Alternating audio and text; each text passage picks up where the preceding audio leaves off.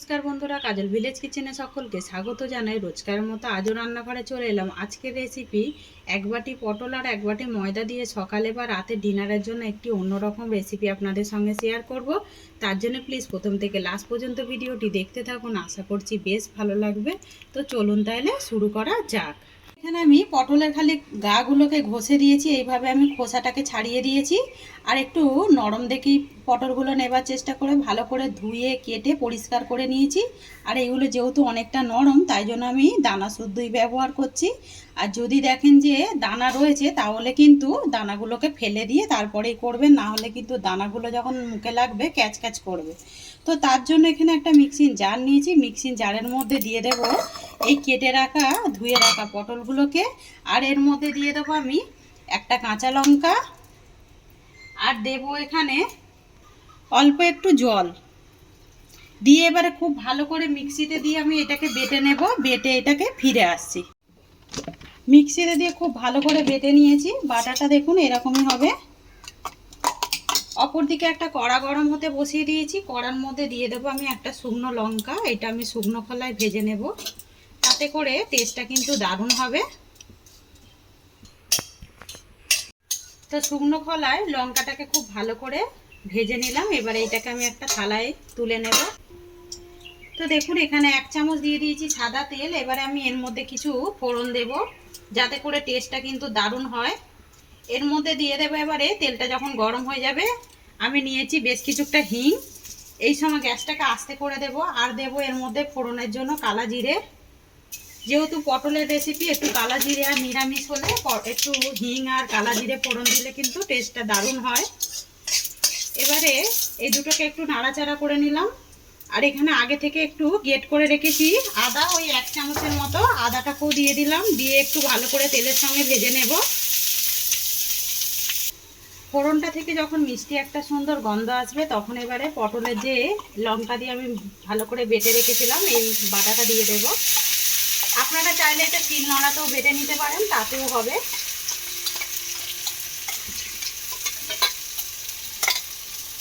দিয়ে এবারে খুব ভালো করে মিশিয়ে নেব।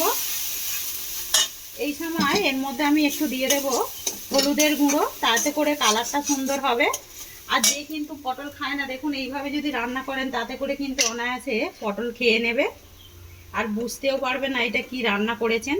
তো এখানে দিয়ে দিলাম একটু সুন্দর রঙের জন্য হলুদ গুঁড়ো, আর দেব স্বাদ মতো লবণ বা মাপ মতো লবণ। হলুদটাকেও খুব ভালো করে মিশিয়ে নিলাম। স্বাদ মতো লবণ দিয়ে দেব। লবণটা আপনারা পছন্দ মতো বা মাপ মতো ব্যবহার করবেন। দিয়ে এবারে এটাকে একটু নাড়াচাড়া করব, যাতে করে পটলের কাঁচা গন্ধটা আছে সেটা কিন্তু চলে যায়। তো এটা নাড়তে নাড়তে অনেকটাই কিন্তু জলটা মরে গেছে। এবার আমি এটা স্বাদের জন্য দিয়ে দেব চিনি। আর হ্যাঁ, একটা কথা বলি, লবণটা যে দিয়েছিলেন, লবণটা কিন্তু এমনভাবে দেবেন যাতে করে আটা বা ময়দা দিয়ে যদি করেন, তাতে করে যেন একদম মেকআপ হয়ে যায়। তা আমি এবারে চিনিটাকে দিয়েও ভালো করে মিশিয়ে নেব এইভাবে। তো চিনিটা মিশিয়েও খুব ভালো করে মিশিয়ে নিলাম। এই সময় দেখুন কড়া থেকে কিন্তু ছাড়তে শুরু করেছে। এর থেকে বেশি আর জল মারবো না, এরকমই রাখবো। এবার আমি যে এখানে বলেইছি 1 বাটি আমি ময়দা নিয়েছি। আপনারা চাইলে কিন্তু এখানে আটা ময়দাও পাইল করে নিতে পারেন, অথবা ময়দাও বা আটা শুধু যে কোনো একটা দিয়েও করতে পারেন। আমি এখানে ময়দা দিয়েই করব, খেতে কিন্তু ভালো লাগবে। এবারে 1 বাটি ময়দা নিয়েছি, এটা অল্প অল্প করে দিয়ে খুব ভালো করে এটাকে মিশিয়ে নিতে হবে। এইভাবে একেবারে দিয়ে দেব না, অল্প অল্প করে দেব। তো দিয়ে খুব ভালো করে মিশিয়ে নিয়েছি। অল্প একটু বাটির মধ্যে ময়দা রয়েছে, ওইটা যদি পরে লাগে তারপরে কিন্তু আমি এর মধ্যে দেব। এবারে পুরটা কিন্তু একেবারে রেডি হয়ে গেছে। আমি এইটাকে একটা থালার মধ্যে ঢেলে নিয়ে ঠান্ডা করতে দেব। তো তার আগে এখানে কিছু উপকরণ দেব। এই যে শুকনো লঙ্কাটাকে আমি গুঁড়িয়ে রেখেছিলাম, এইটাও দিয়ে দেব। আর এখানে দেব একটু ভাজা জিরে। তো এখানে ছোট চামচ নিয়েছি, এই চামচে জিরে আর এখানে রয়েছে ধনে গুঁড়ো। ভালো করে 1.5 চামচের মতো দিয়ে দিলাম। আমি শুকনো খোলায় নেড়ে আগে থেকেই ভেজে রেখেছিলাম। আর এইটা কিন্তু আমার সবসময় হাতের সামনে ভাজা থাকে। এটা নিরামিষ দিনে ডালের সঙ্গে সবজির সঙ্গে দিলে পরে টেস্টটা দারুণ হয়, তাই জন্য আমি এখানে আগে থেকে ভালো করে ভেজে রেখেছি। এবার আমি এইটাকে নাবিয়ে নেব। নাবিয়ে নিয়ে ঠান্ডা করতে দিয়ে দেব।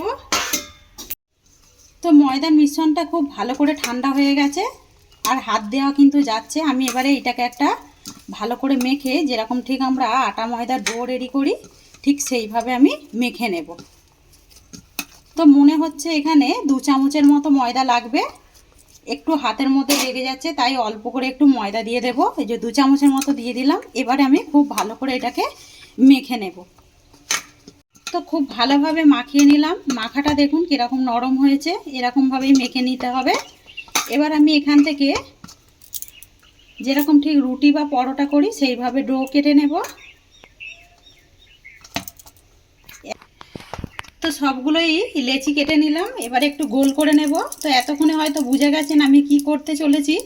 অনেকেই কিন্তু মানে ফুলকপির পরোটা খেয়েছেন বা বাঁধাকপি আলুর পরোটা খেয়েছেন, একবার পুর ভরা ঝামেলা ছাড়া এইভাবে পটলের পরোটা করে দেখবেন, তাতে করে কিন্তু দারুণভাবে খাওয়া হয়ে যাবে। এটা কিন্তু কিছুই লাগে না, একটু জাস্ট টমেটো চাটনি আর না হলে টমেটো কেচাপ দিয়ে কিন্তু খাওয়া হয়ে যায়। চায়ের সঙ্গে তো বেশ দারুণ লাগবে।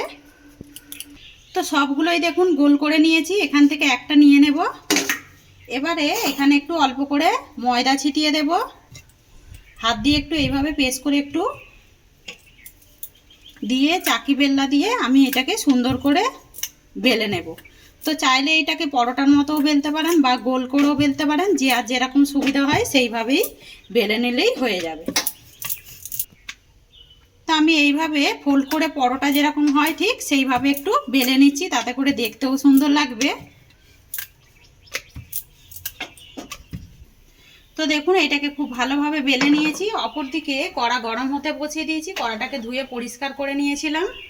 বেশ গরম হয়ে গেছে। এবারে কড়ার মধ্যে আমি 2 পিঠ এইভাবে কাঁচা আগে উল্টে পাল্টে সেঁকে নেব। ভাজা হয়ে যাবে অপর পিঠটা এইভাবে উল্টে দেবেন। তো এটা 2 পিঠ বেশ ভালোভাবে সেঁকে নিলাম। গ্যাসটাকে একটু আস্তে করে দেবেন। দিয়ে এবারে এখানে 1 চামচের থেকেও কম একটু সাদা তেল দিয়ে দেব। আপনারা চাইলে ঘি বা ঘিয়ের সঙ্গেও ভেজে নিতে পারেন, বাটার বলে ফেলেছি। দিয়ে এবারে উল্টে পাল্টে এইভাবে একটু ভালো করে ভেজে নেব। আর এইটা কিন্তু 2 পিঠ ভেজে নিলাম। দেখে কিন্তু মনে হচ্ছে দেখুন এখনই কড়ার মধ্যে কতটা নরম, আর এটা খেতে বেশ দারুণ লাগে। আমি আগেও বলেছি এইটার সঙ্গে কোনো সবজি তরকারি কিছুই লাগবে না, টমেটো সস বা চাটনি দিয়েই কিন্তু খেয়ে নিতে পারবেন। আর দেখুন কতটা নরম হয়েছে আর কতটা দেখতে সুন্দর হয়েছে। দেখুন এটা কিন্তু বাচ্চাদেরকে টিফিনের মধ্যে করে দেবেন, তখন কিন্তু লঙ্কাটা বাদ দিয়ে দেবেন, তাতে করে বাচ্চারা অনায়াসে খেয়ে নেবে। আর এবারে যেখানে আরও একটা বেলে রেখেছি আমি, ওইটা হতে হতে এইটাও দিয়ে দেব। আর এই দেখুন এখানে আমি আগে থেকে টমেটো চাটনি করে রেখে দিয়েছি। টমেটো চাটনির সঙ্গেই আমি আজকে এটা খাওয়া হবে আমাদের টিফিনের মধ্যে। একইভাবে আমি সমস্ত পরোটাগুলোই ভেজে নেব। আজকে রেসিপি তোমাদের কিরকম লাগলো কমেন্ট করে জানাবেন। যদি ভালো লেগে থাকে একটা লাইক করে দেবেন, বন্ধুদের সঙ্গে শেয়ার করবেন, আর এই ছোট্ট চ্যানেলটিকে সাবস্ক্রাইবার করে নেবেন। তো সমস্ত পরোটাগুলোই ভেজে নিয়ে ফিরে এলাম। পরোটাগুলো দেখুন কতটা সুন্দর হয়েছে। আর আমি আগেও বলেছি এটা কিন্তু আমাদের টিফিনের মধ্যেই দেওয়া হবে। তো আজকে রেসিপি আপনাদের কিরকম লাগলো কমেন্ট করে জানাবেন। যদি ভালো লেগে থাকে একটা লাইক করে দেবেন, বন্ধুদের সঙ্গে শেয়ার করবেন, আর এই ছোট্ট চ্যানেলটিকে সাবস্ক্রাইবার করে নেবেন। আমার এরকম নিত্য নতুন রান্নার জন্য পাশে থাকা বেল আইকনটি প্রেস করবেন। সবাই ভালো থাকবেন, সুস্থ থাকবেন। ধন্যবাদ। আবারও নতুন রেসিপি নিয়ে ফিরে আসবো। আজকের মতো এই পর্যন্তই।